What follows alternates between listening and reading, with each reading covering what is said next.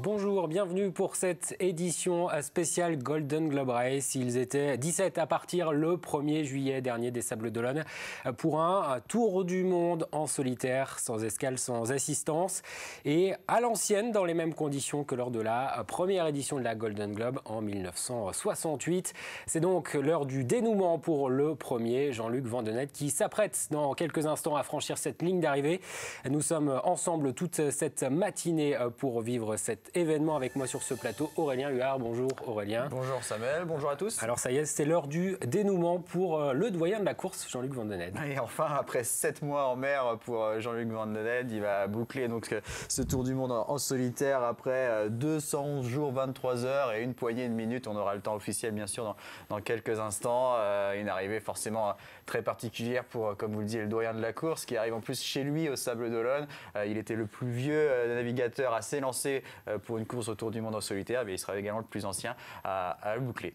Alors il est 10h, Jean-Luc Vandenette devrait franchir la ligne d'arrivée dans un petit quart d'heure, entre 10h15 et 10h20. Il a été un petit peu ralenti ces dernières heures. On va retrouver à proximité justement du bateau de Jean-Luc Vandenette, Foulk O'Mahony.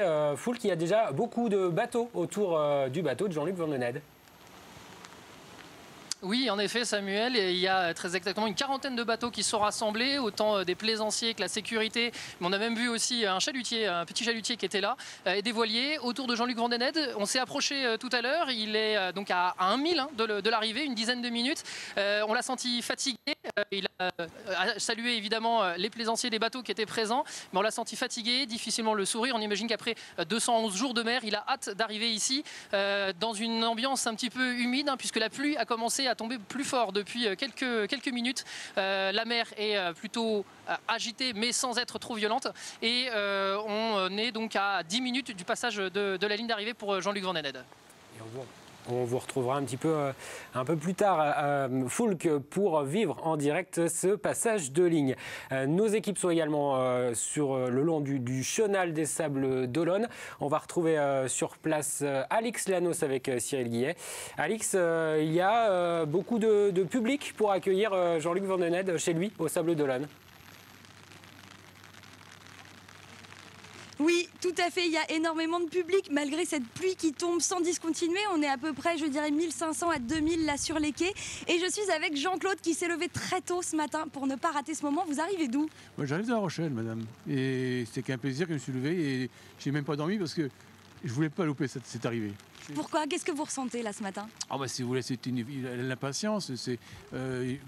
C'est quelqu'un qui a vaincu, non pas la peur, mais ce qu'on n'a jamais peur, mais de l'anxiété. Faire un voyage de 7 mois, il m'avait dit avant de partir, je mettrai 7 mois. Vous voyez, on arrive, il y a 7 mois, c'est formidable. Hein. Donc vous, peu importe qu'il pleuve, qu'il vente, qu'il neige, vous êtes là quoi qu'il arrive. Tout à fait, c'est ça. Tant qu'on ne met pas la vie en danger, on doit être là, quoi. Je pense. Je suis venu pour voir ce qu'on appelle un marin, un vrai marin. Très bien, je reste aux côtés de Jean-Claude. Nous attendons tous impatiemment l'arrivée de Jean-Luc. À bientôt, à tout à l'heure. À tout à l'heure. Alix, cette personne disait, Jean-Luc Vandenette réalise un véritable exploit, on peut le dire. Il est en tête de la course depuis début août. Oui, il a quasiment fait la course en tête sur toute la course. Et de toute façon, un tour du monde en solitaire, sans escale, sans assistance, et qui plus est, à l'ancienne, c'est forcément un exploit, que ce soit pour Jean-Luc Vandenette qui va terminer premier, comme pour celui qui arrivera en dernière position dans plusieurs semaines, voire peut-être plusieurs mois, puisqu'il y a des concurrents qui sont encore assez loin. Et c'est un 6e tour du monde quand même pour Jean-Luc Vandenette, qui a bouclé avec cette Golden Globe Race, une course à laquelle il était très attaché. Hein. Il a beaucoup œuvré également pour cette course des Sables d'Olonne. Et donc voilà, il doit être assez fatigué, sachant que les derniers jours ont été compliqués. Et on y reviendra tout à l'heure sur son parcours depuis le 1er juillet, et notamment sur ces dernières semaines, ces derniers jours qui ont été compliqués. Alors on voit là des images en direct du bateau de Jean-Luc Vandenette, des images de l'organisation tournée par AMP. On le voit, la mer est un petit peu agitée, sachant qu'il y a une tempête qui arrive dans les prochaines heures et que Jean-Luc Vandenette, on a essuyé des tempêtes. Il a failli, on le rappelle, abandonner Jean-Luc Vandenette au mois de novembre après une tempête dans le Pacifique. Oui, C'était début novembre, aux alentours du 5 novembre, au large des côtes chiliennes. Son bateau a chaviré, le mât a été endommagé et à ce moment-là, c'était assez clair pour Jean-Luc Vandenette, la course était terminée. Il parlait d'abandon. C'est à ce moment-là qu'il a contacté sa compagne, Odile Lange, en utilisant son téléphone satellite, ce qui est normalement interdit par le règlement de la course. Il lui a annoncé clairement c'est fini, je rentre au Chili, à Valparaiso. Il parlait déjà même de vendre le bateau. Puis finalement, en continuant sa route, il a vu qu'il pouvait réparer du mieux possible en tout cas son mât, faire quelques réparations, puis il s'est dit allez on va continuer et il a pu donc rallier les sables donc sans s'arrêter et donc sans être disqualifié. Il a quand même écopé d'une pénalité de 18 heures pour avoir passé ce coup de téléphone. Ce qui ne l'empêche pas d'arriver ici en vainqueur au Sable d'Olonne. On va retrouver notre équipe sur place sur les pontons du Vendée Globe, devenus les pontons de la Golden Globe Race. On va retrouver sur place Grégoire de Châtillon. Oui, c'est ici, juste derrière moi, sur ce ponton, que va être accueilli donc VDH et son bateau Matmut.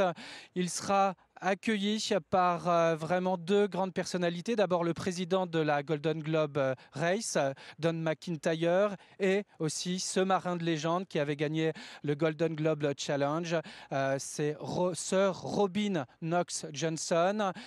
Le temps est pluvieux, vous le constatez. Ici, c'est très calme. On peut s'imaginer une foule quand même impressionnante sur les pontons pour accueillir ce marin de légende, VDH. Alors justement, qu'est-ce qui va se passer là dans les prochaines minutes? On l'a dit, un franchissement de ligne d'ici une dizaine de minutes, aux alentours de 10h15, 10h20. Et ensuite, qu'est-ce qui va se passer? Alors, donc franchissement de ligne. Ensuite, forcément, Jean-Luc Vandenette va prendre la direction du chenal où là, normalement, il sera acclamé par le public. Son public, en grande majorité, les Sablés qui sont venus l'accueillir.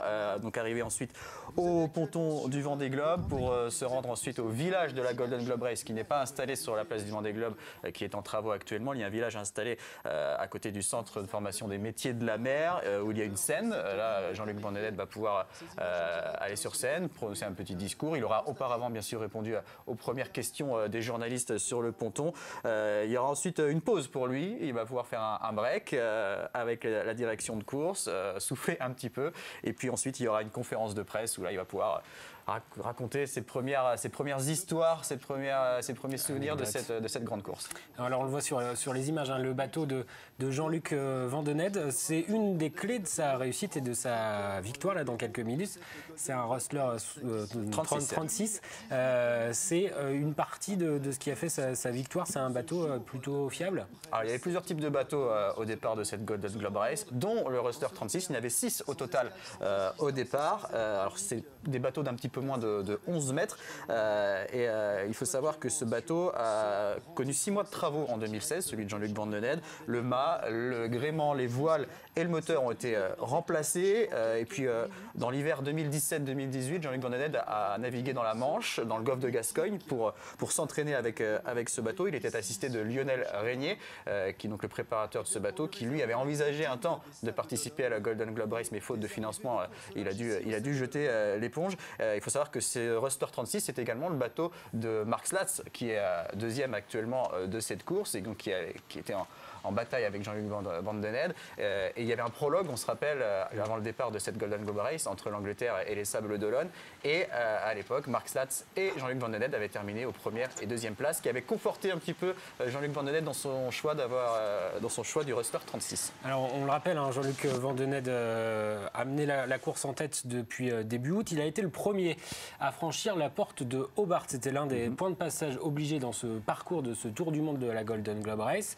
Il a donc franchi le premier cette porte de Hobart au sud de l'Australie. Et déjà à l'époque, donc il avait répondu à quelques questions de journalistes et il avait indiqué que le matériel et cette préparation à la Golden Globe Race avait été bénéfique et c'est ce qui expliquait sa première place alors au classement. Je vous propose de l'écouter. On a optimisé beaucoup de choses, dont le mât qui est plus court que celui des autres wrestlers, mais pas que ça, plein de petits détails. Et je pense que la préparation est un des éléments clés avec le régulateur d'allure, qui est un élément clé à mon avis, les voiles qui sont un élément clé, le mât. et tous les détails, tous les petits détails de préparation qui améliorent beaucoup le bateau. Et je pense que mon bateau est assez rapide aussitôt qu'il y a du vent. Il a un petit déficit de vitesse quand il n'y a pas beaucoup de vent, mais par contre, quand il y a du vent, il est assez rapide. Voilà donc pour cette interview de Jean-Luc Vandenette. C'était en octobre dernier. Alors le parcours de Jean-Luc Vandenette, on le rappelle, n'a pas été simple. Il a subi une tempête dans le Pacifique. Et puis là, les derniers jours également dans le golfe de Gascogne, entre l'Espagne et les Sables d'Olonne, ça a été agité pour lui. Et oui, tempête également ce week-end pour Jean-Luc Vandenette qui avait le choix donc soit de faire une route directe vers les sables et d'essuyer la tempête au risque surtout d'endommager son mât, donc après le chavirage au mois de novembre dans le Pacifique, sachant que le vent venant du nord et lui faisant une route vers l'est forcément en direction des Sables d'Olonne, bien le vent poussait sur le côté vraiment faible du mât. Jean-Luc Vandenette a préféré temporiser. Il avait environ 400 000 d'avance, soit 2 jours et demi d'avance sur Mark Stats. Il a temporisé, il a laissé passer la tempête, même si forcément il a subi des violents coups de vent et une houle assez importante, des vagues de 7 à 10 mètres. Il l'a bien dit dans une vacation notamment, le golfe de Gascogne en janvier, c'est vraiment pas facile et on y reviendra sûrement un peu plus tard. En partant le 1er juillet, les skippers ont traversé des zones au pire moment de l'année. Alors, on va tout de suite prendre la direction de la ligne d'arrivée où Jean-Luc Vandenette s'apprête à franchir la ligne, Foulk. Oui, en effet, il est juste derrière moi, il a boué, je la vois, elle est juste à côté. Jean-Luc Vandenette, voilà, tous les bateaux qui ont commencé à se rassembler, on nous a demandé de nous écarter légèrement, évidemment, pour qu'ils puissent passer symboliquement tout seul cette ligne d'arrivée. Voilà, on est à vraiment quelques mètres. Nous allons déjà quasiment toucher la bouée. On entend déjà les premières cornes de brume, des bateaux qui commencent à sonner. Et on attend le décompte des derniers mètres ici pour Jean-Luc Vandenette qui arrive et qui va enfin passer cette ligne d'arrivée. D'ici combien de temps on peut l'estimer, Foulk? Pardon, j'ai pas entendu ce que vous m'avez dit. D'ici combien de temps on peut estimer ce passage de ligne, qu'on le vive en direct à vos côtés? Eh bien, on va être d'ici quelques secondes, puisque voilà, si on tourne légèrement la caméra, vous allez voir, la bouée est juste à côté. Ici, voilà, on est en vue et il est juste derrière. Donc ça va être quelques secondes seulement pour le passage de Jean-Luc Vandenette qu'on va pouvoir vivre en direct sur TV Vendée. Peut-être une précision, Aurélien, est-ce que c'est la même ligne d'arrivée que lors des Vendée Globe? C'est un peu différent le dispositif. Alors, bonne question. Je n'ai plus vraiment souvenir exactement de la ligne d'arrivée du Vendée Globe. Là, c'est une ligne qui en alignement entre le phare vert et la bouée du Nouche.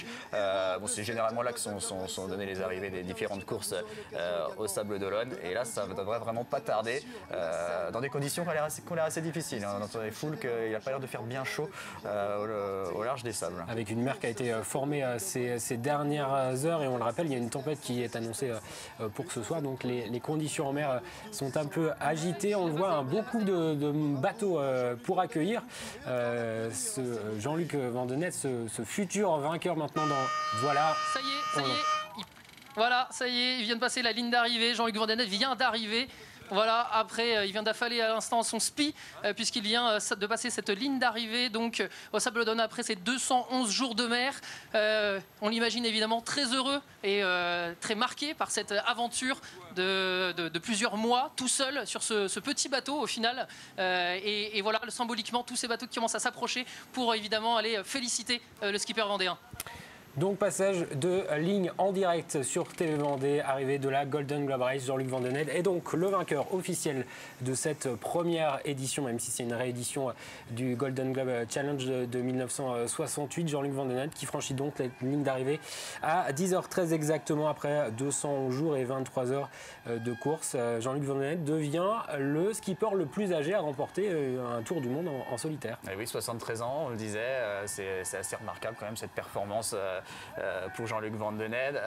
Il va pouvoir maintenant souvent souffler, on le voit déjà se relever puisque on le suivait sur les images depuis ce matin. Il est resté quand même très concentré jusqu'à le passage à la ligne d'arrivée. Puis là, on voit son équipe qui embarque sur son bateau pour les premières embrassades. Premières embrassades depuis 7 mois. On voit ces images en direct. Donc, il va forcément y avoir Lionel Régnier. Il y avait Odile Lange également, sa compagne, qui était sur le bateau de l'équipe Matmut, qui est le sponsor de ce bateau.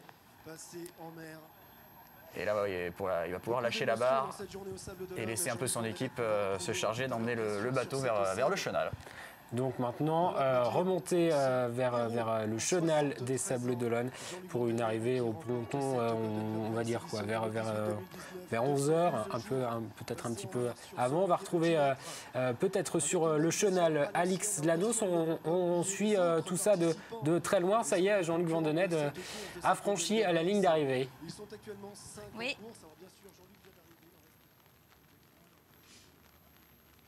Est-ce que je suis en direct? Vous êtes en direct, Alix. C'est possible que oui, je vous entends plus. Oui.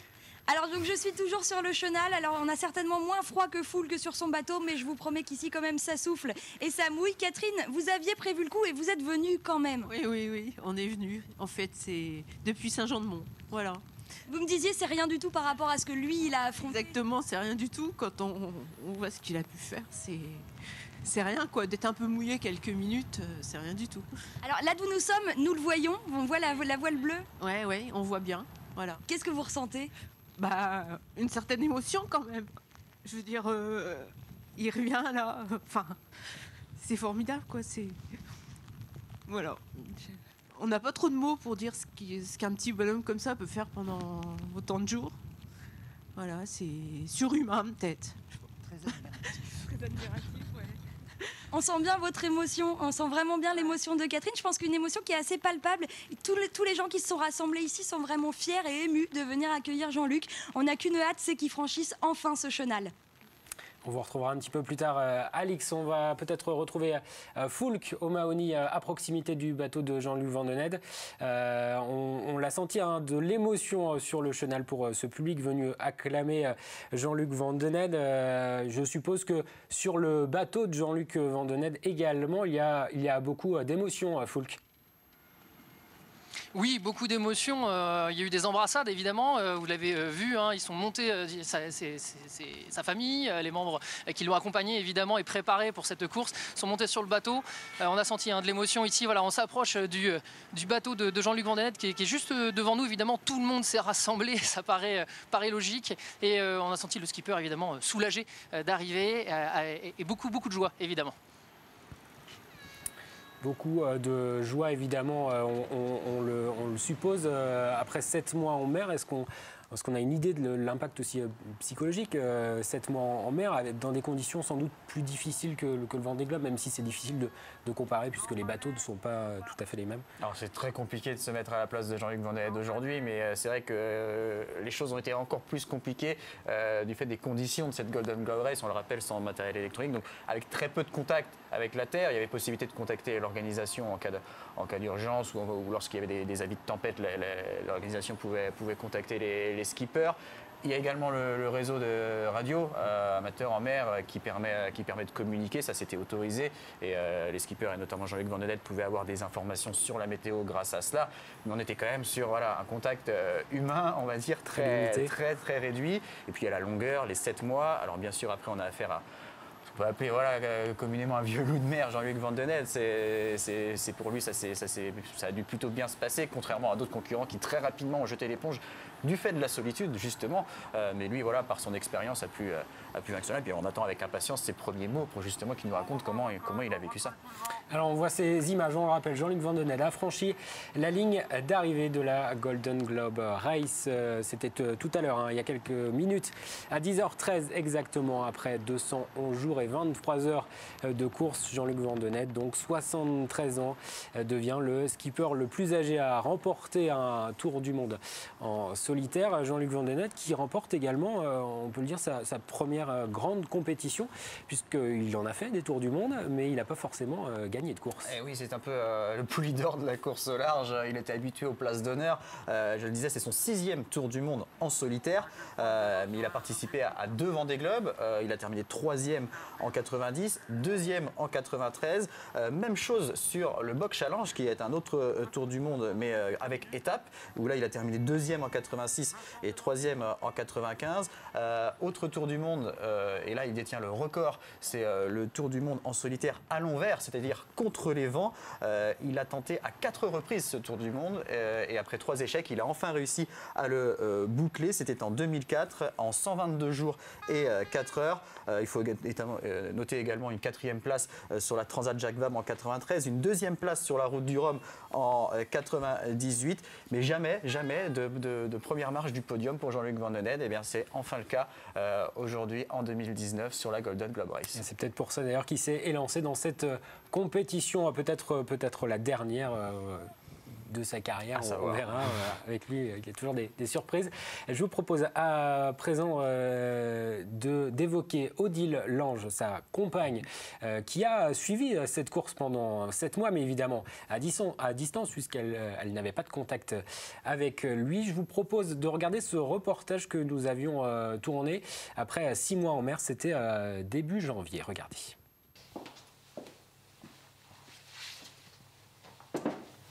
Hop. Alors, où il en est, mon chéri?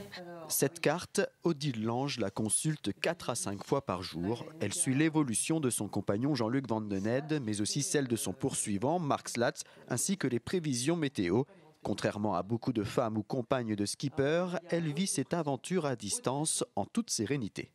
Je crois en sa bonne étoile, il a toujours eu énormément de chance. Évidemment, tout peut arriver, je suis très consciente qu'il n'est pas différent des autres et qu'en ça, tout peut lui arriver, mais il est hyper rassurant, je lui fais complètement confiance, c'est son élément et j'ai presque plus peur quand il part sur la route fatigué de nuit que quand il fait ce genre de bêtises-là, quoi. Donc, non, ça va, je le vis très bien. Et plus de façon excitée plus que de façon négative, quoi.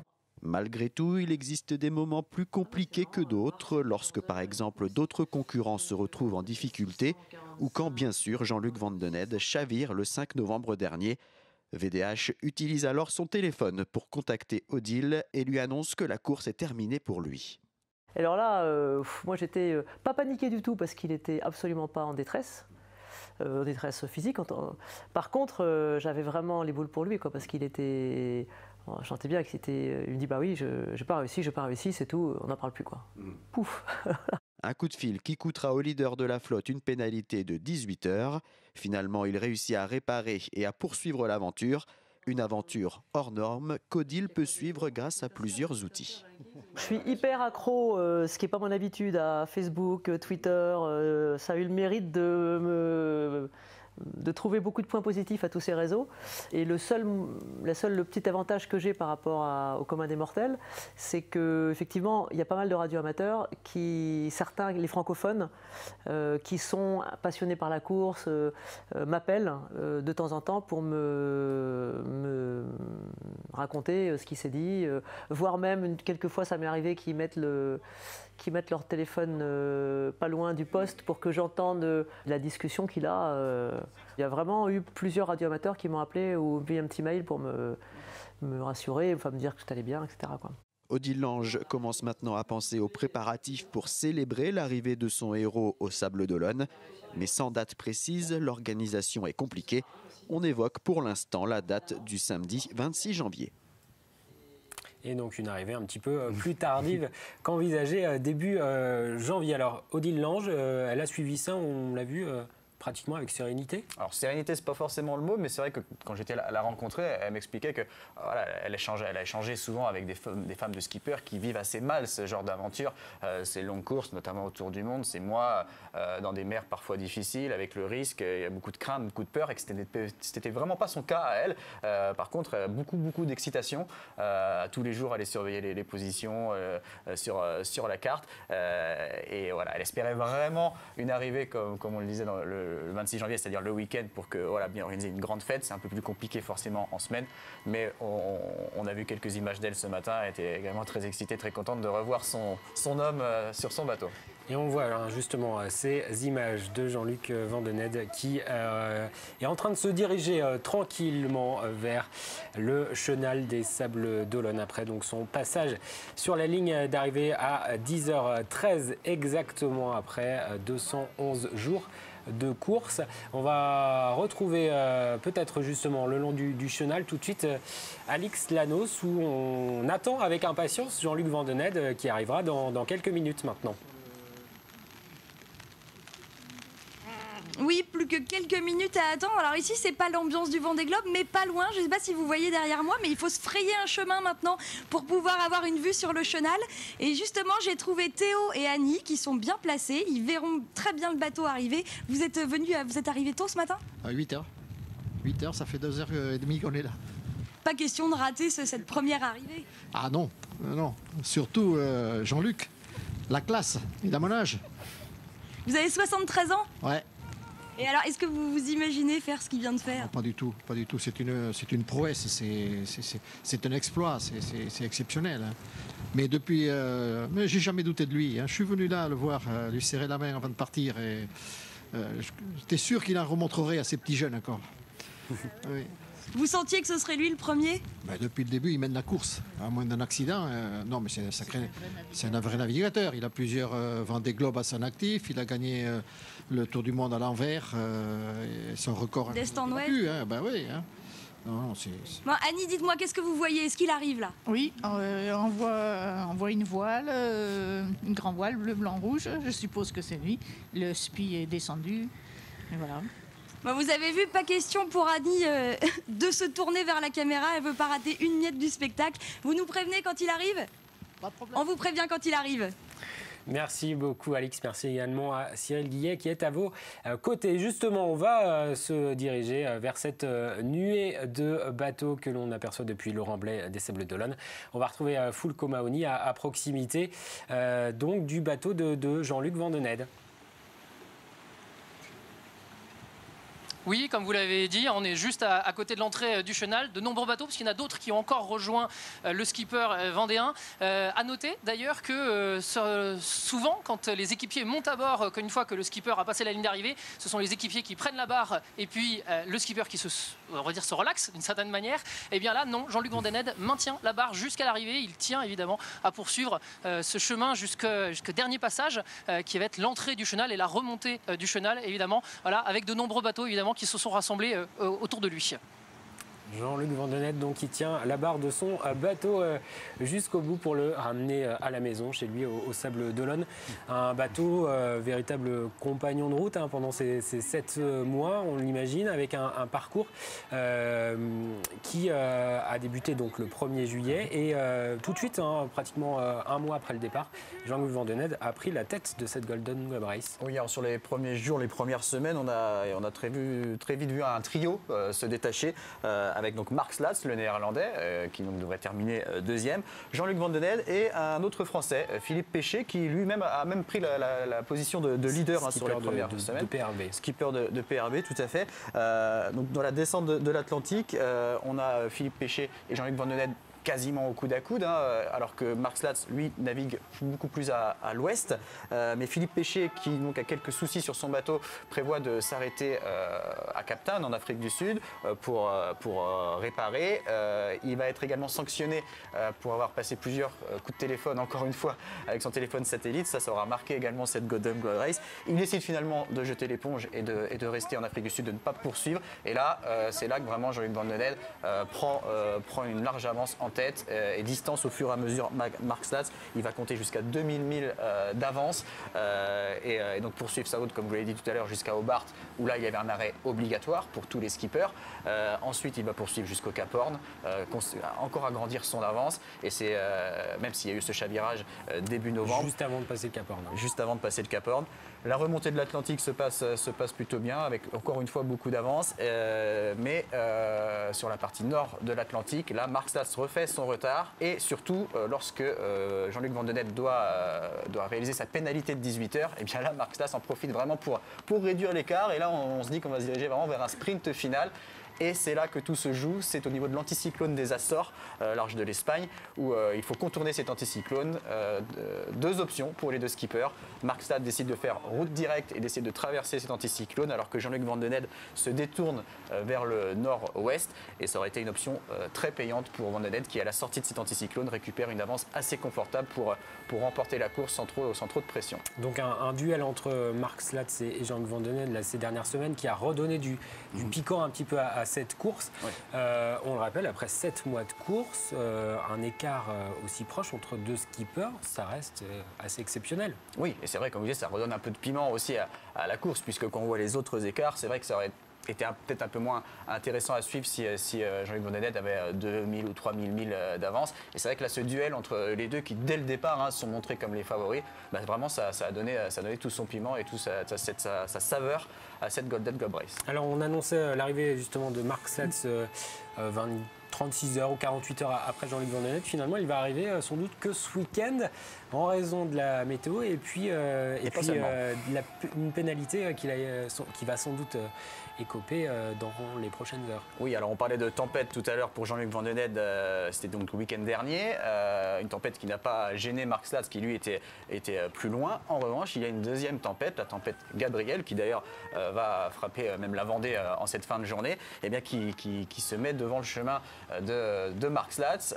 Marc Slatz qui a décidé de se mettre à l'abri, qui a pris donc la direction de la Corogne pour attendre que cette tempête passe. Il y a eu quelques histoires hier, journée de lundi, puisque le team manager de Marc Slatz a souhaité contacter son skipper par téléphone pour lui annoncer ce qu'il devait faire pour éviter la tempête.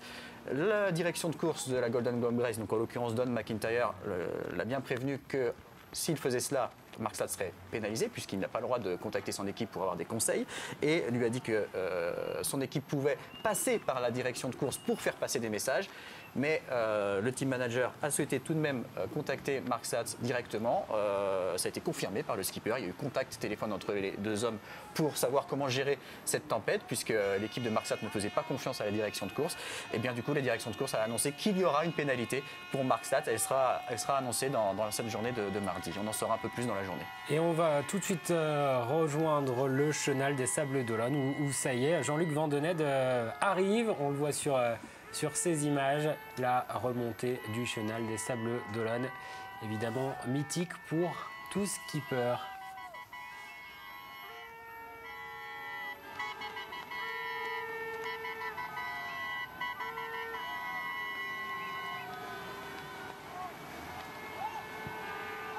Il a enlevé sa capuche jaune, on voit mieux sa tête. Et on va retrouver le long de ce chenal des Sables d'Olonne où il y a un petit peu de monde. On va retrouver Alix Lanos.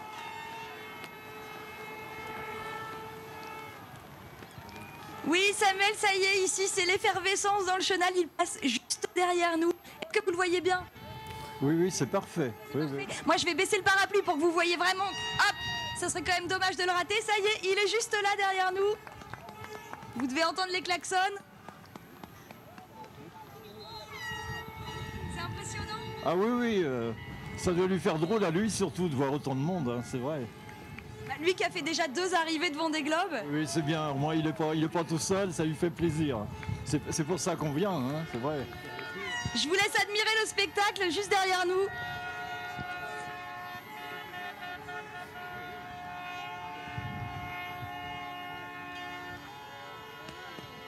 Et les gens courent derrière. Et on se croirait à une arrivée de Vendée Globe. Regardez, les gens quittent le bout du chenal. Je pense qu'ils veulent tous aller vers le village pour entendre les premiers mots de Jean-Luc Van Den Ende. Ah, c'est fabuleux.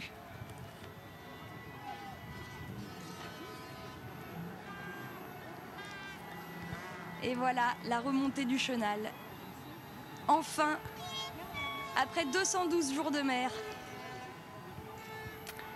Jean-Luc Van Den Ende qui va donc Alors on aimerait bien savoir ce qui se passe dans sa tête à Jean-Luc.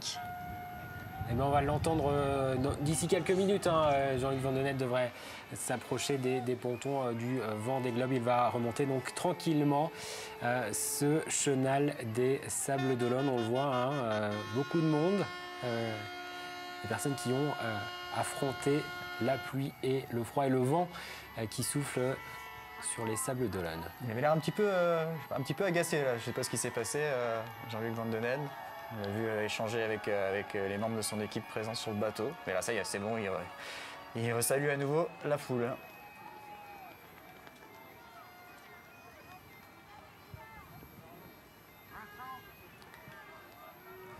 Voilà, donc vous le vivez en direct sur TV Vendée, l'arrivée de Jean-Luc Van Den Ende au Sables d'Olonne, on le rappelle.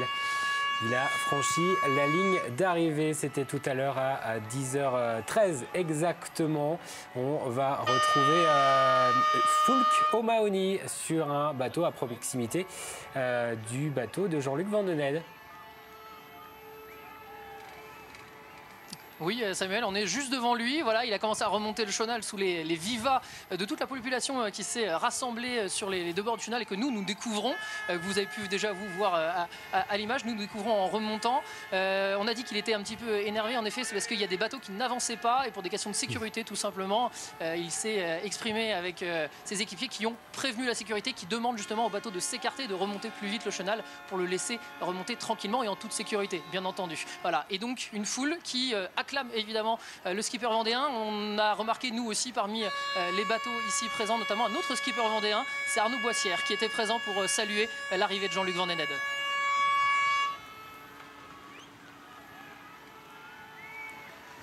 Voilà donc cette remontée du chenal de Jean-Luc Van Den Ende.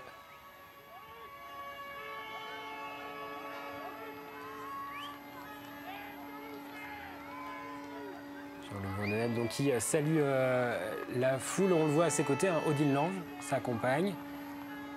Alors on ne voit pas trop encore sur les images, on pourra peut-être demander à Foulk s'il a pu remarquer, voir un petit peu l'état du bateau, notamment du mât qui a été fortement endommagé. Là quand on le voit comme ça, on voit pas forcément très bien, le bateau a l'air quand même encore en bon état et assez propre puisqu'il n'a pas été infesté de bernacles, ce qui a été le cas de beaucoup de skippers qui ont été très embêtés par ces coquillages qui viennent s'incruster sur la coque et ralentissent énormément les bateaux. Mais je ne sais pas si on pourra avoir un peu plus d'informations sur l'état de ce Rostler de Jean-Luc Van Den Ende. Jean-Luc Van Den Ende qui a eu un bateau plutôt fiable, on le rappelle, hein, sur les 17 skippers qui ont pris le départ de cette Golden Globe Race le 1er juillet dernier. Ils ne sont plus que désormais 4 en course, puisque donc Jean-Luc Van Den Ende a franchi la ligne d'arrivée. Ils sont encore 4. Il y aura Mark Slatz qui arrivera dans les tout prochains jours au Sables d'Olonne. Et puis derrière, les autres skippers sont attendus un peu plus tard. Le dernier n'a pas encore franchi le Cap Horn, il est attendu au mois de mai. Hein. Oui, on a Ukuranmaa, l'Estonien, qui lui est donc pour l'instant 3e à 3500 milles de l'arrivée. Il est au large du Brésil actuellement. Même chose pour l'Américain Istvan Kopar, qui lui est à 4400 milles de l'arrivée. Et puis en effet, le Finlandais Tapio Lehtinen, qui lui est encore dans le Pacifique. Il a encore 7000 milles à parcourir avant de franchir le Cap Horn. Et il y a un autre concurrent, alors qui n'est plus officiellement dans le classement de la GGR, mais qui est toujours en course dans la classe qu'on appelle Chichester, c'est Igor Zaretsky, le russe. Alors lui, il est arrêté depuis décembre en Australie. Il a même été jusqu'à Moscou faire des examens médicaux puisqu'il y avait quelques alertes de santé concernant ce skipper. Mais il envisage, pourquoi pas, dans peut-être quelques semaines, même quelques mois, de repartir et de boucler ce tour du monde. Sachant qu'il n'y a pas de temps imposé hein, pour terminer cette course. Vous le voyez donc en direct depuis les Sables d'Olonne, cette arrivée de Jean-Luc Van Den Ende, avec de la musique même.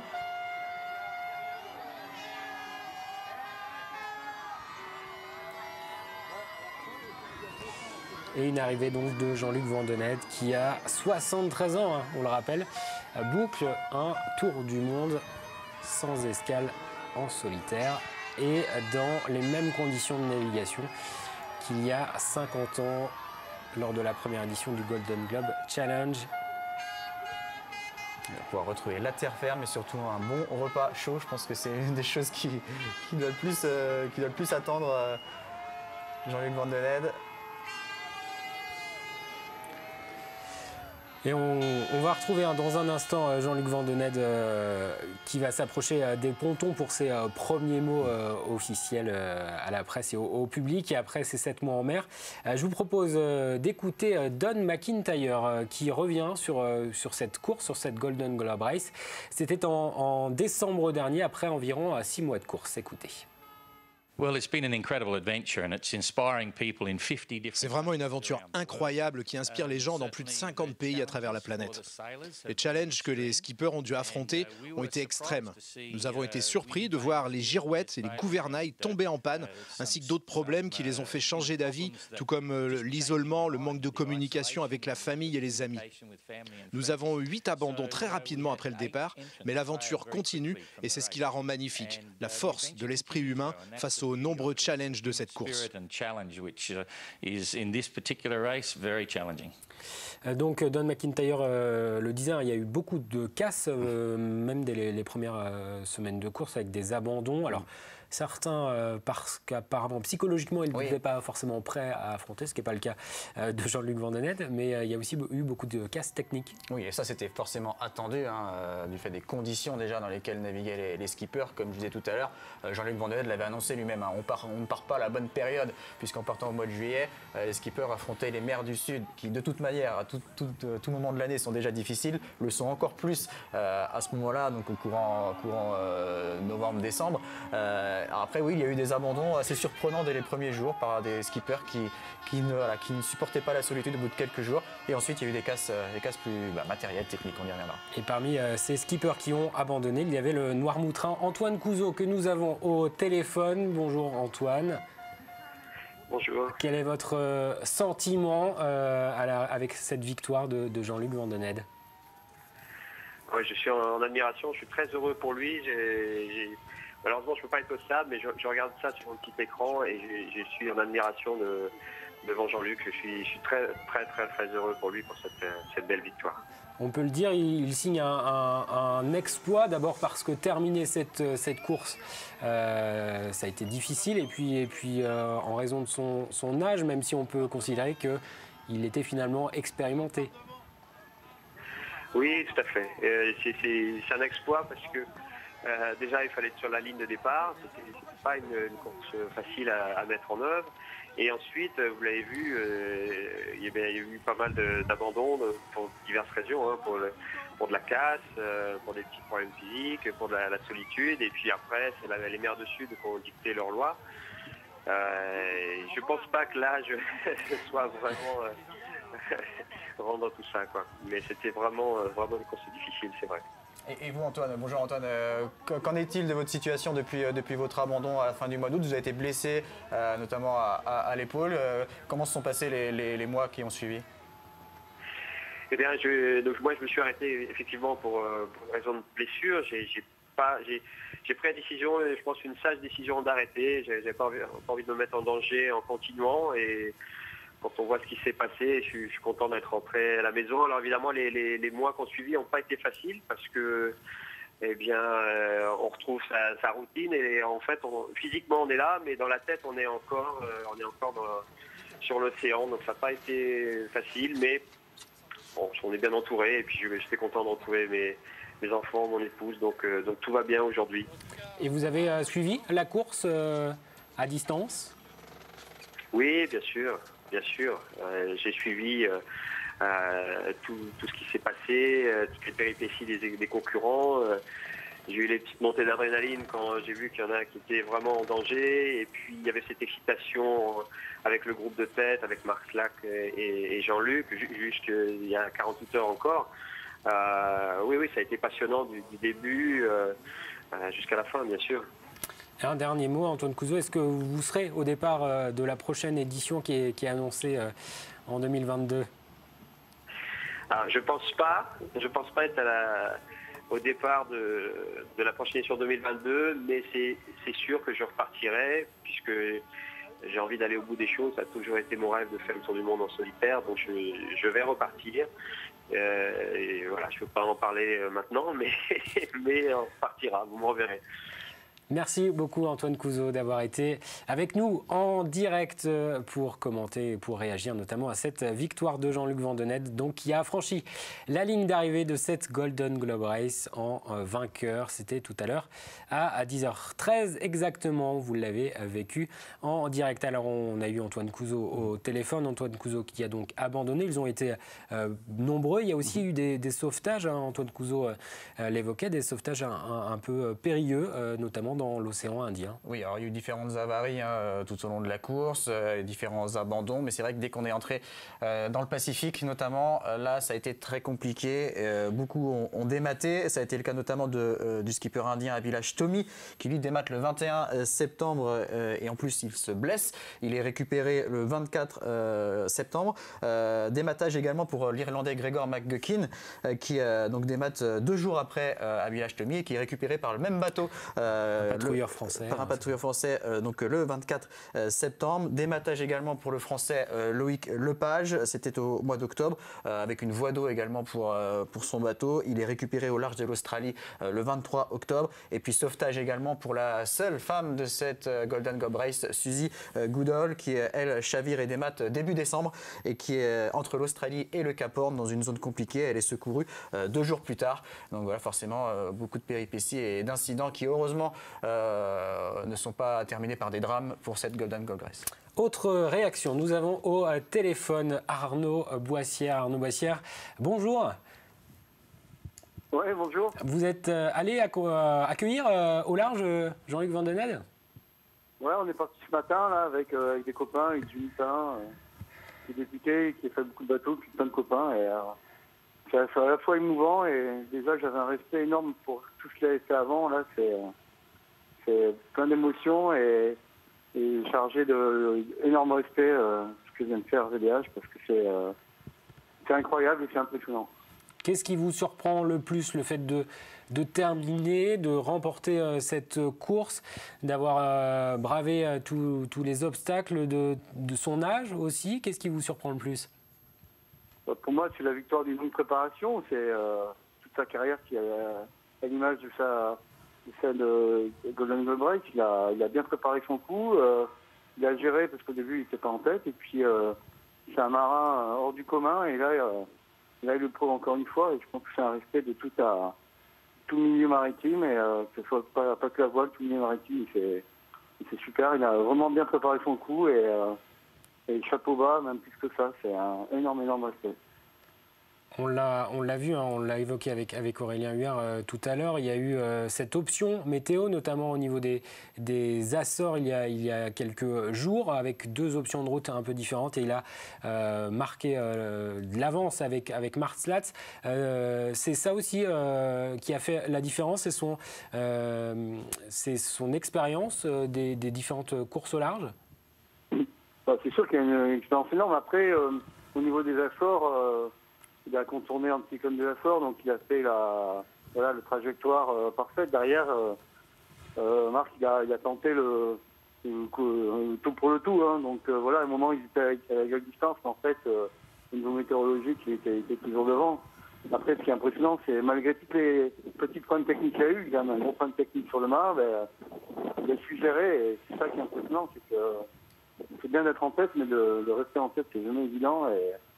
Et moi, ce que je retiens surtout, c'est son humilité face aux éléments. Et moi qui ai navigué sur mon IMOCA une fois, il m'a impressionné parce qu'il est serein de tout, il aime la mer et il aime même régater puisqu'il est arrivé sous ski. Hein, c'est le vol lumineuse bleu, il est arrivé sous ski comme s'il était en régate. Et c'est un grand marin, un grand régatier. Arnaud, vous qui le connaissez, VDH, est-ce qu'il va en rester là, même malgré son âge? Est-ce que vous pensez qu'il repartira sur un autre défi? C'est pas le genre d'en rester là, je pense. En général, quand on est navigateur, quand on arrive à terre, au bout de quelques heures, on a envie de repartir. Donc, je sais pas quel coup il nous prépare, mais il a bien dû réfléchir pendant ces 200 jours de mer. Donc, moi, je ne serais pas étonné qu'il reparte faire quelque chose. Après quoi, peut-être quelque chose de plus calme, parce que il y a une place énorme. Donc, à mon avis, il ne va pas rester là. Après quoi, j'en sais rien, mais il ne va pas rester là. Est-ce que vous envisageriez un jour de partir comme ça pour un tour du monde à l'ancienne? Franchement, aujourd'hui, je ne me sens pas capable. Hein. Je pense qu'il faut être prêt psychologiquement, c'est là où il est fort aussi. Là, pour le moment, je ne me sens pas capable. Hein. Déjà, j'ai en tête mon Vendée Globe en 2020. Là, j'ai vu ce matin les chances qu'il y avait sur le ponton Vendée Globe et ça m'a un peu mis la pression parce que je me suis imaginé dans quelques mois. Là, donc, non, pour l'instant, je ne suis pas capable de faire une global race. Laissez-moi faire mon Vendée Globe, mon quatrième Vendée Globe, après on verra. Merci beaucoup Arnaud Boissière d'avoir été en direct avec nous sur TV Vendée donc pour réagir à cette victoire de Jean-Luc Vandenette dans cette Golden Globe Race. C'est vrai que c'est là qu'on voit que c'est une course quand même particulière, c'est que même quelqu'un comme Arnaud Boissière qui a plusieurs Vendée Globe à son actif, aujourd'hui dit je ne me sens pas capable de partir sur une telle course, donc ça montre ce que c'est. Oui, parce qu'on le rappelle, hein, il naviguait donc à l'ancienne, dans les mêmes conditions de navigation qu'en 1968. Ça veut dire pas d'instrument électronique à bord, ça veut dire naviguer au sextant avec des cartes. Voilà, et donc sans assistance pour la météo, notamment. Donc chaque skipper faisait ses propres prévisions météo. Nous, depuis la Terre, on pouvait les localiser, savoir exactement où ils se trouvaient sur la carte, mais eux n'avaient pas de position précise, que ce soit les concernant ou concernant leurs concurrents. Donc voilà, il y avait énormément d'éléments qui aujourd'hui équipent les bateaux, notamment du Vendée Globe, qui n'étaient pas présents pour ceux de la Golden Globe Race. Ce qui explique donc cet exploit dont on peut parler pour Jean-Luc Vandenette. On va peut-être retrouver directement en direct Foulk O'Mahony qui se trouve donc dans le chenal des Sables d'Olonne. Oui Samuel, on est sur le ponton, juste à l'endroit où justement Jean-Luc Vandenette va arriver. Il est juste là, à quelques mètres, il est en train de remonter, tracté par un Zodiac, enfin accompagné par un Zodiac, pardon, pour des questions de sécurité évidemment. Tous les bateaux se sont écartés pour le laisser remonter évidemment. Et on attend évidemment les vivas qui à mon avis vont forcément résonner ici sur les pontons et sur les quais de Port-Olona. Voilà donc un petit peu une ambiance un peu plus calme que le long du chenal, mais en attendant donc Jean-Luc Vandenette, on va peut-être prendre la direction des pontons des Sables d'Olonne. On va retrouver sur place, on va voir peut-être les images de cette arrivée. On les retrouvera un petit peu plus tard. On est actuellement au ponton de Port-Olona où vous le voyez, c'est un peu la folie, tout le monde s'est un peu blindé. Et tout le monde il y a plein de journalistes, on attend de voir Jean-Luc Vandenette arriver pour cette victoire sur la Golden Globe Race. Il y a actuellement Sir Robin Knox Johnston sur le ponton avec Yannick Moreau, le président de l'agglomération des Sables. Il y a beaucoup de journalistes, beaucoup de monde. On attend avec impatience Jean-Luc Vandenette pour avoir ses premières actions, ses premières sur cette expérience, cet exploit. Alors je vous laisse un peu vivre l'ambiance avec ces images de Grégoire de Châtillon. Voilà donc pour l'arrivée dans les prochaines minutes maintenant du bateau de Jean-Luc Vandenette sur les pontons donc de Port-Olona. Sir Robin Knox Johnson donc, qui est présent, on le rappelle, c'est le vainqueur de la première édition du Golden Globe Challenge. Lui, il avait mis 100 jours de plus que Jean-Luc Vandenette. Oui, 312 jours pour Sir Robin Knox Johnston sur son bateau Suhaili donc en 1968 et 1969. Pour comparer, s'il faisait la course en même temps que les concurrents de cette édition, donc avec Jean-Luc Vandenette et Mark Slatz, il n'aurait même pas encore franchi le Cap Horn. Il serait à peu près au niveau de Lehtinen, le Finlandais, qui est en dernière position, et Sir Robin Knox Johnson qui était parti de Falmouth en Angleterre et qui était donc rentré à Falmouth en Angleterre. À l'époque, cette course-là, les concurrents pouvaient partir à différentes dates, et il y avait notamment le Français Bernard Moitessier qui lui était parti 2 mois plus tard et qui aurait dû remporter cette course s'il avait décidé de continuer sa route pour, selon ses mots, sauver son âme. Sir Robin Knox Johnston qui a été le seul finalement à terminer cette première édition. Et oui, un seul arrivant, c'était lui. Ils étaient 8 ou 9 au départ. Comme je disais, la victoire était promise à Moitessier qui avait une vingtaine de jours d'avance sur le temps de Sir Robin Knox Johnston, mais il n'a pas été jusqu'au bout. Enfin, il a continué sa route, il n'a pas bouclé le tour du monde. Donc un seul arrivant et un seul vainqueur. Et c'était donc le Britannique. Et il avait préféré, Bernard Moitessier, rester en mer, et il avait écrit écrit un livre, La Longue Route, qui avait beaucoup inspiré des générations de futurs marins. Et notamment Jean-Luc Vandened, forcément. Et notamment Jean-Luc Vandened, avec donc son bateau, le Joshua, qui était présent lors du départ de cette Golden Globe Race le 1er juillet dernier. On le rappelle donc, Jean-Luc Vandened a franchi la ligne d'arrivée à 10h13 exactement au large des Sables d'Olonne, avant de remonter, donc vous l'avez vécu en direct tranquillement, le chenal des Sables d'Olonne. Dans quelques minutes, il amarrera son bateau sur les pontons du Vendée Globe, devenus les pontons de la Golden Globe Race. Et puis ensuite, il répondra aux questions de la presse avant d'aller sur le village de la Golden Globe Race, qui a été installé à proximité de l'école de formation des métiers de la mer, où il devrait répondre au public. On va retrouver sur place, sur les pontons de Port-Olona, Yannick Moreau, président de l'agglomération des Sables d'Olonne. Yannick Moreau, votre réaction à cette victoire maintenant définitive de Jean-Luc Vandened?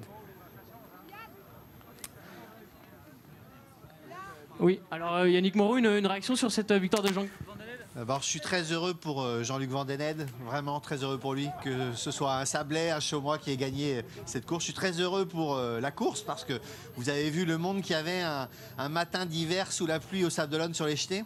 Et je suis très heureux évidemment pour les Sables d'Olonne. C'est un grand jour de l'histoire de la voile qui s'écrit aujourd'hui avec Jean-Luc Vandened. Donc évidemment, c'est du bonheur. So Robin, what do you think about this win? C'est un voyage magnifique. Jean-Luc, c'est vraiment un professionnel. C'est un voyage très, très professionnel. Fantastique. Ok, thank you. On va donc. Il y a beaucoup de monde. On va donc attendre Jean-Luc Vandened pour lui poser les premières questions sur ses premières réactions. Voilà, c'était Yannick Moreau et Sir Robin Knott Johnston sur ce qu'ils pensaient de cette victoire de Jean-Luc Vandened. Donc Sir Robin Knox Johnston, qui on le rappelle a remporté donc la première édition de ce Golden Globe Challenge en 1968, ancêtre en quelque sorte du Vendée Globe ensuite. Oui, c'était le but de cette réédition. Don McIntyre qui souhaitait rééditer cette course mythique qu'il avait fait rêver étant enfant, et ça a tout de suite inspiré Jean-Luc Vandened, qui, comme il disait, il aime bien les trucs nouveaux. Alors c'était pas vraiment nouveau, mais c'était quand même un pari assez fou de relancer cette course dans ces conditions-là en 2018. Et comme je le disais, Jean-Luc Vandened a été aussi a beaucoup œuvré pour que cette course se déroule et qu'elle parte et qu'elle arrive au Sables d'Olonne, puisqu'elle devait à la base partir d'Angleterre, et puis il y a eu des problèmes d'organisation, et Jean-Luc Vandened a été un peu l'ambassadeur des Sables d'Olonne pour que la ville soit ville départ et arrivée. Alors justement, vous l'avez dit, une organisation avec une ville qui au départ devait être en Angleterre, finalement, les Sables d'Olonne. Il y a aussi toute une question autour de la sécurité de cette course. La Fédération française de voile n'a pas souhaité donner son agrément. C'est une question de sécurité qui a été notamment réévoquée au moment des sauvetages aussi, que l'on a évoqué tout à l'heure, en mer, de certains concurrents. Et oui, pendant un moment, c'est vraiment demandé si on pouvait appeler cette Golden Globe Race une course, puisque en effet la fédération n'a pas voulu l'inscrire au calendrier officiel pour plusieurs raisons, donc notamment pour des raisons de sécurité, avec notamment l'absence de compartiments étanches sur ces bateaux de la Golden Globe Race qui ne sont pas construits et qui ne sont pas adaptés pour, l'absence de radar et de navigation au GPS, l'absence d'AIS également qui permet de tracer les bateaux pour qu'ils puissent connaître aussi la position des autres bateaux, puisqu'on disait ils ne savaient pas eux-mêmes où ils se situaient exactement. Voilà, plusieurs éléments qui ont fait que la fédération n'a pas voulu valider officiellement cette course. Et bon, finalement, comme on disait, il n'y a pas eu de drame pour l'instant, bien sûr, tout le monde n'est pas arrivé. Mais voilà, cette question-là a toujours été au centre des discussions. Donc, vous l'avez dit, des incidents techniques, des sauvetages et puis beaucoup de casses, on l'a évoqué dès les premières semaines de course. Je vous propose d'écouter justement à ce propos l'organisateur de cette Golden Globe Race, Don McIntyre, qui répondait à nos questions. C'était en décembre dernier. Nous avons aussi été surpris du nombre de mâts qui sont tombés. Ces bateaux ont été bien préparés et les mâts construits par les meilleurs du monde dans le domaine, sachant que les conditions allaient être très difficiles.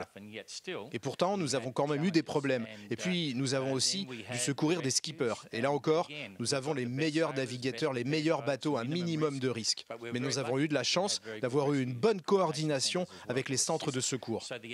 Ce qui en ressort, c'est que les skippers sont sains et saufs et nous apprenons beaucoup de ce qui s'est passé. En 2022, les choses seront sûrement un peu différentes. 2022, puisqu'une nouvelle édition est annoncée dans 3 ans maintenant, avec une catégorie de bateaux supplémentaire, la classe Joshua. La sécurité, c'est ce qui aussi importera sans doute pour l'organisation de la prochaine édition. Oui, sachant qu'on parle de courses dans les mêmes conditions qu'il y a 50 ans, concernant la sécurité, il y a quand même quelques éléments supplémentaires. On parlait tout à l'heure des téléphones satellites qui étaient utilisables en cas d'urgence. Il y avait également des balises de détresse, des radios BLU, plusieurs éléments qui n'étaient pas présents il y a 50 ans, qui ont été installés sur les bateaux pour cette édition 2018-2019 en cas d'urgence, en cas de besoin, pour que les skippers puissent être secourus plus facilement qu'il y a 50 ans en cas de gros problèmes. Donc il y a eu quand même quelques améliorations, quelques adaptations à notre époque, on va dire. Évidemment, pour assurer la sécurité des skippers qui partent en mer, on l'a vu, dans des conditions parfois assez dantesques.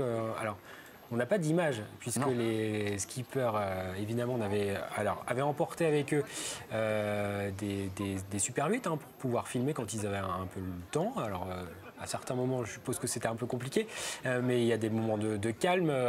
On a notamment vu ces derniers jours Mark Slatz qui a publié des images de films de Super 8, alors des images de sa préparation et puis de ses premières semaines de course, des images qu'il avait déposées au sud de l'Australie, à la porte de Hobart, le point de passage obligé où il pouvait déposer certains films. On a hâte maintenant d'entendre, par exemple, Jean-Luc Vandenette qui racontera toutes ces péripéties. On a certaines, notamment même ces dernières heures, dans la tempête, dans le golfe de Gascogne. Il racontait qu'il avait trébuché sur ce qui lui servait de cuisine. Oui, il était projeté dans son bateau. Donc il aurait pu encore se blesser ces dernières heures. On va retrouver au Sables d'Olonne, vous le voyez sur ces images, le bateau de Jean-Luc Vandenette qui approche maintenant des pontons de Port-Olona. Dans quelques minutes, il posera le pied à terre, la première fois depuis 7 mois, depuis le 1er juillet au Sables d'Olonne. On va retrouver sur place Fulco Maoni. Oui, Samuel, ça y est, voilà les derniers mètres pour Jean-Luc Vandenette avant de mettre pied à terre, tout simplement, après ces 7 mois de mer, avec tout le monde qui s'est rassemblé ici sur le ponton. Évidemment, il a fait son tour d'honneur pour aller saluer tous les Vendéens. Et puis ça y est, voilà, les vivas et les bravos pour Jean-Luc Vandenette, qui vient de terminer, donc on l'a dit, cette course incroyable en solitaire à travers le globe, tout simplement, la Golden Globe Race. Et on sent évidemment ici tous les gens heureux de pouvoir le retrouver, lui fatigué mais souriant, voilà, sous nos yeux, ici au ponton de Port-Olona. Voilà, donc on voit Jean-Luc Vandenette saluer la foule. Et donc Sir Robin Knox-Johnston, donc le vainqueur de la première édition du Golden Globe Challenge en 1968, et Yannick Moreau, le président de l'agglomération, co-organisateur de cette course, qui vont donc accueillir dans quelques instants maintenant Jean-Luc Vandenette, le vainqueur de cette Golden Globe Race après, on le rappelle, 211 jours et 23 heures de course.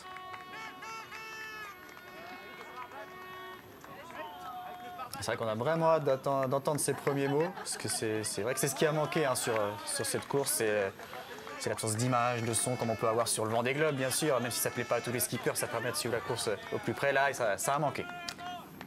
Oui, c'est ce qui fait le charme finalement du Vendée Globe maintenant, c'est qu'on a pratiquement des images presque en direct, ou en tout cas en décalé. Tous les jours, en tout cas. Ce qui n'était pas le cas lors des premières éditions du Vendée Globe, et ce qui évidemment n'était pas le cas lors du départ de la Golden du Golden Globe Challenge. Voilà donc Jean-Luc Vandenesse qui va répondre dans quelques minutes aux questions des journalistes. Il a l'air souriant, hein, Jean-Luc Vandenesse, est heureux. Soulagé, je pense. Très soulagé d'en finir enfin. Surtout vu les derniers jours compliqués. Jusqu'au bout, cette course aurait été vraiment difficile.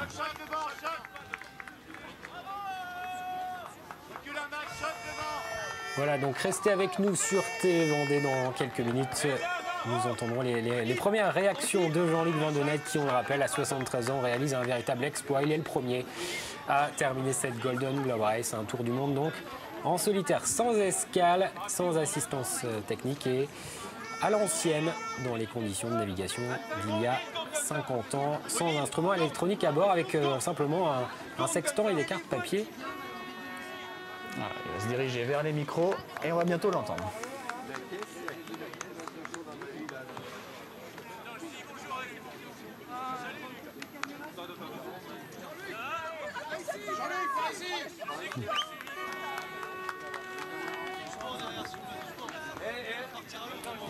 Et on voit derrière Jean-Luc Vandenesse Lionel Régnier, skipper vendéen, qui a donc aidé Jean-Luc Vandenesse à préparer son bateau.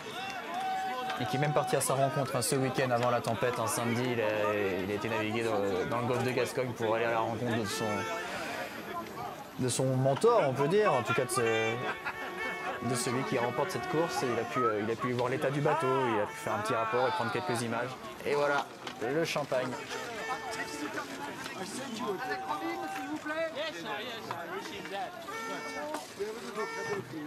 You have a little cadeau for me? Do you think there is rain enough or not? Hello.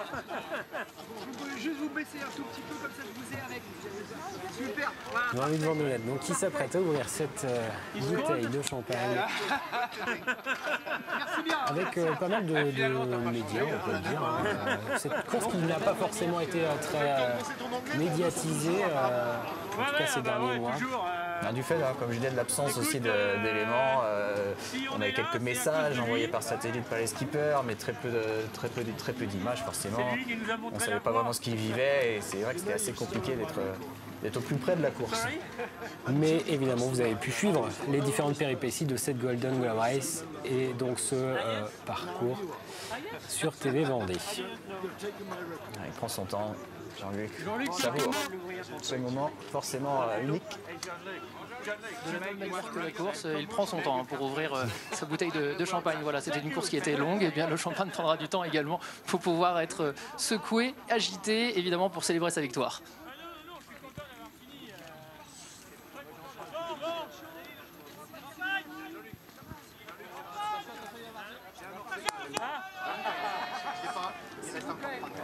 S'il vous plaît, un tout petit peu de pain. Moi j'en prends un coup. Bon. Merci beaucoup. Attention, il va partir. Il va partir. Attention. C'est prématuré, c'est pas grave.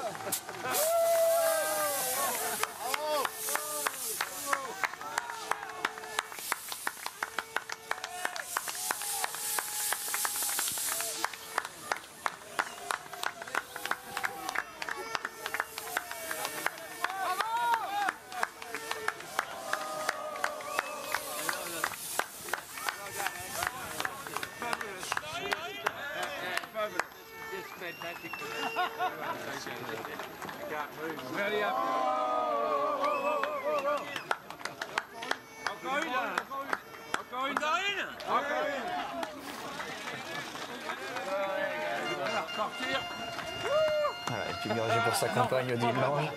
Ça aussi d'avoir une saveur particulière. C'est un moment évidemment de joie partagée ici avec son équipe, avec sa compagne, avec tout le monde, ici sur le ponton pour Jean-Luc Vandenesse qui donc évidemment on l'a senti fatigué mais heureux. Voilà, et ce sont ces premiers mots qu'on va essayer d'attraper et d'entendre évidemment sur TV Vendée. Eh ben, comment je me sens? Je suis content d'être arrivé. Tu peux descendre, Jean-Luc, parce qu'on va pas pouvoir t'entendre. On le verra plus, on le verra plus. Non, on le verra plus. On va pas pouvoir t'entendre. Tu peux descendre. Ah, je peux descendre, hein. Je sais pas, je vais voir. Hein. Je vais voir, hein. Je sais pas si... Hein? Attention à lui parce que peut-être qu'il va pas tenir debout. Déjà ton. Mais non, mais... mais oui, mais j'ai une grosse voix, vous allez m'entendre. J'ai un ampli intégré. Eh ben ouais, je suis content d'être là. Je suis content d'être là. La course, elle a eu lieu... C'était vraiment étrange. C'est pas du tout ce à quoi je m'attendais. Comme on était 6 bateaux pareils, je pensais qu'on allait être assez groupés, quoi. Hein.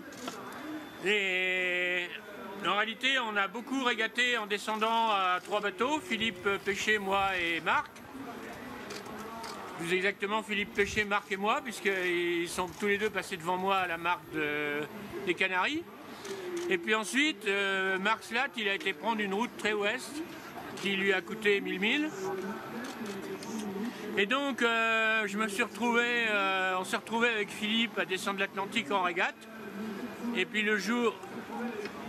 Ah, c'est toi qui parles. le jour où Philippe a abandonné, eh ben, je me suis retrouvé tout seul, quoi. Et j'ai traversé les 40e, le Pacifique, enfin l'océan Indien et les 40e tout seul.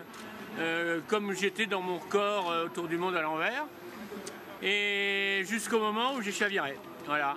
Alors, chaviré, bah, c'est-à-dire que j'ai mis le mât à 130 degrés à peu près, c'est-à-dire comme ça, quoi. Et donc le mât, il est rentré dans l'eau, et l'axe ici, l'axe des baobans, cet axe-là, là, bah, si vous le regardez de face, vous verrez qu'il est comme ça, et le mât est déchiré sur toute la partie bâbord, sur à peu près 5-6 cm. Et quand le bateau est remonté, évidemment, moi j'étais en train de dormir sous le vent, et quand le bateau est remonté, bah, j'ai tout de suite regardé le mât, et j'ai vu que c'était un espèce de spaghetti, parce que le diagonale 2, là, c'est complètement détendu après le choc. Et donc ici c'était tout détendu, là-haut c'était tout détendu.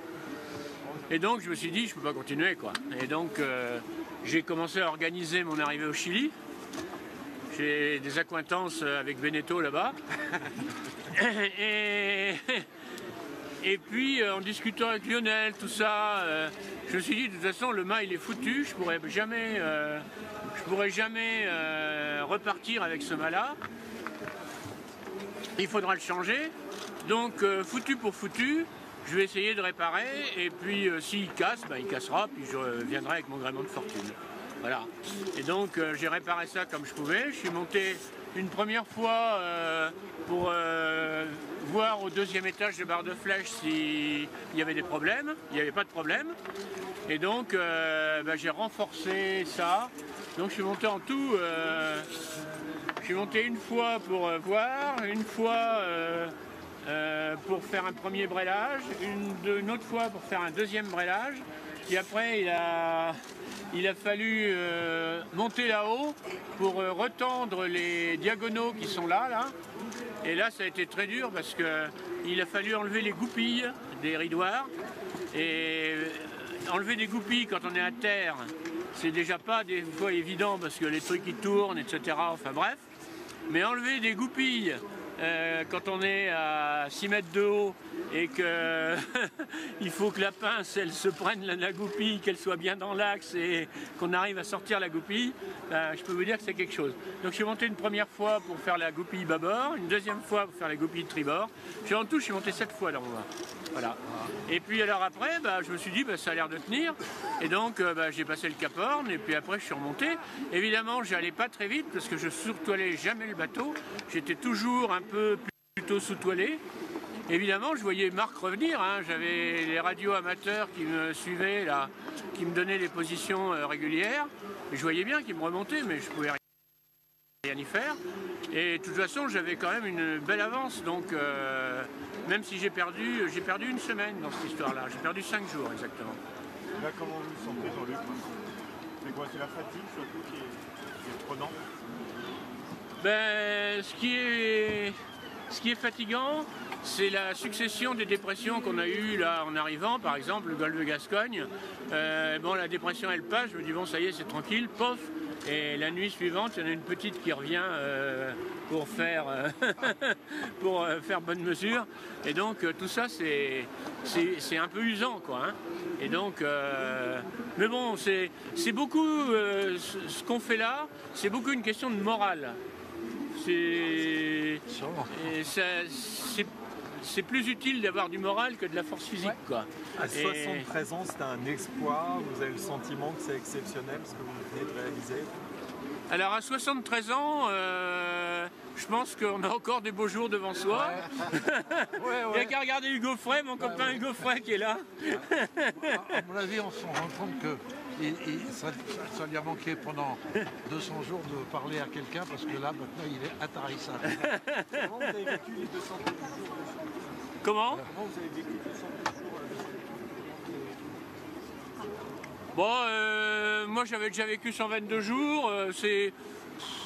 Il se passe une certaine routine, il se passe... je sais pas, je peux pas dire. De toute façon, je pense qu'il faut être bien avec soi-même, quoi. Faut être en phase avec soi-même. Jean-Luc, c'est la plus dure que tu aies jamais faite? Le deuxième Vendée Globe a été dur. J'ai réfléchi à cette question parce que je me suis dit, il y a quelqu'un qui va me la poser et ça m'étonne pas que ce soit toi. Merci. Mais le deuxième Vendée Globe a été aussi très dur. Ah oui. C'est le seul Vendée Globe d'ailleurs où on a mis plus longtemps qu'au Vendée Globe précédent. Parce qu'on a eu des conditions très difficiles et d'un bout à l'autre, on a eu des conditions vraiment difficiles, on a eu des conditions difficiles pour sortir le golfe de Gascogne, on a eu des conditions difficiles dans le sud. Mais celle-là, c'est très différent. C'est très différent parce qu'on est occupé par faire le point, on est occupé pour savoir où on est occupé, il y a quand même un peu de boulot. On est occupé par la météo parce qu'on n'a pas de fichier ni tout ça, donc il faut réfléchir, il faut reconstituer des cartes avec les infos qu'on a. Enfin bref. Et puis, il y a un problème avec ces bateaux-là, c'est que, contrairement au Vendée Globe, aujourd'hui, ils échappent aux dépressions, c'est-à-dire qu'ils savent qu'il va y avoir une mauvaise météo, ils vont plus à gauche, plus à droite, ils temporisent. On a vu Jean-Pierre Dick passer au nord de la Tasmanie la dernière fois et rien perdre.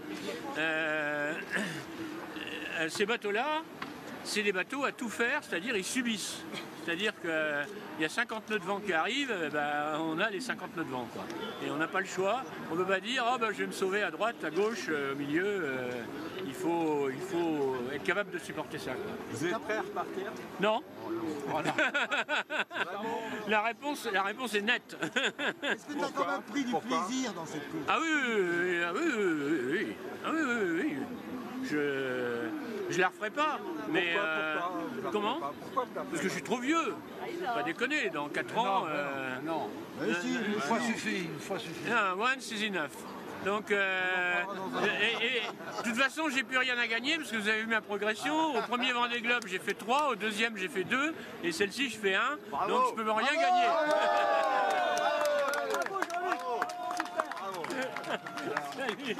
On va aller vers le... Robin qui est là.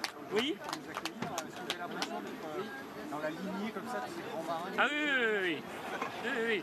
C'est à cause de lui qu'on fait ça. Et c'est des histoires de légende. C'est-à-dire que moi j'ai suivi toute cette histoire de la voile depuis Slocum et tout ça. Et j'ai rêvé de Bardiot, j'ai rêvé de tous ceux qui nous ont précédés, j'ai rêvé de tous ceux qui étaient avant nous. Et donc, c'est un peu retrouver les vraies racines de la navigation de base telle qu'on les connaissait il y a 50 ans. Quoi. Et c'est le truc qui m'a excité, c'est ça qui m'a excité. Navigation bio. Voilà, c'est de la navigation bio. Le meilleur navigateur bio. La suite va se faire là-haut. Oui, on va. Je vous engage à aller là-haut, là. Voilà, c'est ça. Sinon, on fera une conférence de presse après. Pour ces premiers mots de Jean-Luc Vandened. Après 7 mois en mer, on l'a vu, Jean-Luc Vandened qui a l'air plutôt en forme, mais qui n'est pas prêt à repartir tout de suite. Non, ça c'était clair, il ne repartira pas sur la Golden Globe Race. Et on a vu qu'il avait envie de parler. Hein. Il a raconté assez en détail tout son parcours, notamment ce chavirage et ce problème sur le mât, où il nous explique qu'il est quand même monté 7 fois au mât pour réparer. Et puis il a insisté sur quelque chose dont on se doutait, hein, c'est l'importance du mental. Il a dit un bon moral est plus important qu'un bon physique pour ce genre de course. En tout cas, voilà, on aurait connu son rire bien particulier. Et voilà, très heureux d'être enfin de retour. Et avec un mental d'acier, hein, on l'a entendu. 200 jours en solitaire, en mer, dans des conditions parfois difficiles. On l'a vu, hein, au bout de quelques jours, certains ont abandonné. Lui, expérimenté aussi, hein, mais il semble avoir affronté cette épreuve de la solitude. Oui, ça n'a pas l'air d'avoir marqué. Il parle de routine qui s'installe, qui vit visiblement assez bien. Oui, on en revient à l'expérience, comme le soulignait également Arnaud Boissière tout à l'heure. Voilà, on a quelqu'un qui est quand même à son 6e tour du monde en solitaire. Donc Jean-Luc Vandened, qui a donc franchi cette ligne d'arrivée il y a environ 1 heure, hein, à 10h13 exactement, qui a donc donné quelques réponses à la presse. Il va ensuite se diriger vers le village et vers le podium pour être acclamé par le public. On va retrouver justement sur les pontons Albin Mouton avec Grégoire de Châtillon. Oui, je suis actuellement sur le ponton. On a pris un peu de recul pour voir un peu toute la situation. Les gens l'attendent juste derrière les caméras. Les gens attendent Jean-Luc Vandened. Il est encore actuellement avec quelques journalistes en train de célébrer, en train de chanter à la gloire pour célébrer cette victoire sur cette Golden Globe Race. On va l'attendre. Il va forcément passer sur le ponton. On va le voir arriver. Et on va essayer de lui reposer une petite question juste pour TV Vendée. Mais en tout cas, les premières réactions de Jean-Luc Vandened, un homme fatigué mais content de cet exploit et qui nous a un peu expliqué ce qu'il s'était passé en mer, surtout lorsqu'il a cassé son mât et qu'il a eu toutes ces difficultés, ainsi que les dépressions successives à l'arrivée. Voilà un homme quand même qui a l'air assez serein et assez content de cet exploit incroyable qu'il vient de réaliser. Donc voilà, il va bientôt passer par là et va se diriger vers le village pour un petit discours d'ici quelques minutes. Merci beaucoup Albin. On le voit donc Jean-Luc Vandened sur les images avec à ses côtés Sir Robin Knox-Johnson, donc vainqueur de la première édition, et puis Don McIntyre, l'organisateur de cette course, qui a déjà annoncé une autre édition en 2022. Oui, une course qui logiquement devrait avoir lieu tous les 4 ans, c'est ce qui est annoncé. Il reste maintenant à savoir si elle repartira des Sables d'Olonne. Là-dessus, c'est encore le point d'interrogation. On le rappelle, donc le prochain concurrent, le deuxième à franchir cette ligne devrait être Mark Slatz, sans doute ce week-end. Oui, maintenant. On va attendre que la pénalité, la durée de la pénalité. On peut imaginer que ce soit 18 heures, la même pénalité qu'avait écopé Jean-Luc Vandened après avoir utilisé son téléphone satellite, puisque c'est bien ça qui est reproché à Mark Slatz, c'est d'avoir communiqué par téléphone avec son équipe pour avoir des informations sur la météo et la tempête Gabrielle qui sévit à partir de l'après-midi. Hein, dans quelques heures, elle va s'abattre sur la côte ouest. Et donc logiquement, oui, ce week-end, samedi ou dimanche, le Néerlandais passera la ligne d'arrivée en 2e position. Et puis ensuite, donc il y a 2 skippers qui sont au large du Brésil, hein, qui remontent l'Atlantique, qui eux devraient arriver dans les prochaines semaines. Là pour l'instant c'est compliqué d'avoir une estimation de leur arrivée, hein, pour l'Estonien Uku Randma et l'Américain Istvan Kopar qui sont au large du Brésil, environ 1000 milles d'écart entre les deux hommes, et Uku Randma qui se trouve encore à 3500 milles de l'arrivée. Et puis le petit dernier, le Finlandais Lehtinen, Tapio Lehtinen, oui, qui n'a pas encore franchi le Cap Horn, qui lui est attendu maintenant au mois de mai. Oui, ça va être encore long pour le Finlandais qui est à 700 milles du Cap Horn et qui est encore loin d'entamer sa remontée de l'Atlantique. Qui ne sera sans doute même pas là pour la cérémonie de remise des trophées qui est prévue le lundi 22 avril au Sables d'Olonne. Qui était la date d'arrivée de Sir Robin Knox-Johnson il y a 50 ans, c'est pour ça. Donc lui avait bouclé son tour du monde en 312 jours, donc 100 jours de plus, on le rappelle, que Jean-Luc Vandenesse. Jean-Luc Vandenesse, donc vous l'avez vécu en direct, qui est arrivé à 10h13 exactement, qui a franchi la ligne d'arrivée à 10h13 et puis à 10h13. Et puis vous avez ensuite vécu en direct cette remontée du chenal avec du public qui était massé, un public, on l'a entendu, parfois un peu aussi ému de cette victoire de Jean-Luc Vandenesse. Donc on le rappelle, Jean-Luc Vandenesse, vainqueur de cette Golden Globe Race, vous l'avez vécu en direct sur TV Vendée. Il a franchi la ligne d'arrivée à 10h13 après 211 jours et 23 heures de course à 73 ans. Il remporte donc cette Golden Globe Race et devient le skipper le plus âgé à remporter un Tour du Monde en solitaire. Voilà donc pour cette émission spéciale qui s'achève, une émission spéciale arrivée de la Golden Globe Race. On remercie toutes nos équipes sur place.